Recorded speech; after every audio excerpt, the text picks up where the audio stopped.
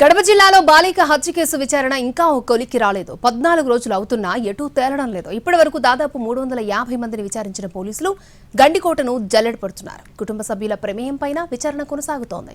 ఈ కేసు విచారణ పోలీసులకు సవాలుగా మారిందా? గండికోటను జల్లెడ పట్టినా ఆనవాళ్లు ఎందుకు లభించడం లేదు? ఇంత ఆ కోటలో ఆ రోజు ఏం జరిగింది? కడప జిల్లాలో బాలిక హత్య కేసు విచారణ ఎటూ తేలడం లేదు. నిందితులను పట్టుకునేందుకు పోలీసులు ప్రయత్నిస్తున్నారు. పోస్టుమార్టం నివేదికలో దిమ్మ తిరిగే నిజాలు వెలుగు చూశాయి.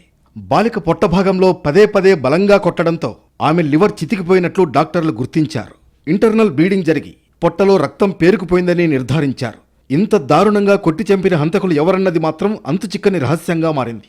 నిందితులను పట్టుకుంటామన్న డీఐజీ కోయ ప్రవీణ్ మాటలు సైతం వట్టి మాటలుగానే తేలిపోయాయి.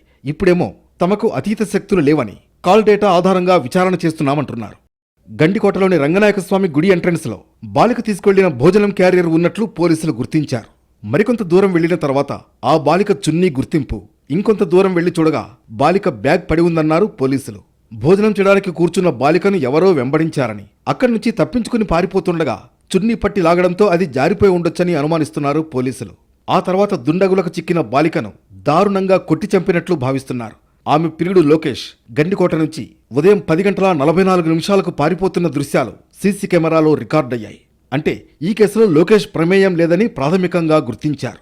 అత్యాచార యత్నం జరిగిందనడానికి ఆనవాళ్లు లభించడం లేదంటున్నారు పోలీసులు. ఎక్కడా ఎటువంటి ఆనవాళ్లు మిగలకుండా బాలికను మట్టి పెట్టారంటే ప్రొఫెషనల్ కిల్లర్స్లా జాగ్రత్తలు తీసుకున్నారని పోలీసులు భావిస్తున్నారు. ఈ కేసు విచారణ పోలీసులకు సవాల్గా మారింది. కుటుంబ సభ్యులు తామెందుకు తమ బిడ్డను చంపుతామని అంటున్నారట. మరి ఈ హత్య వెనుక ఉన్నది ఎవరు అన్న కోణంలో దర్యాప్తు కొనసాగుతోంది. హత్య జరిగిన ప్రాంతంలో సీసీ కెమెరాలు లేకపోవడం, ప్రత్యక్ష సాక్షులు లేనందున ఈ కేసు విచారణ ఆలస్యమవుతుందని అంటున్నారు కర్నూలు డీఐజీ కోయ ప్రవీణ్.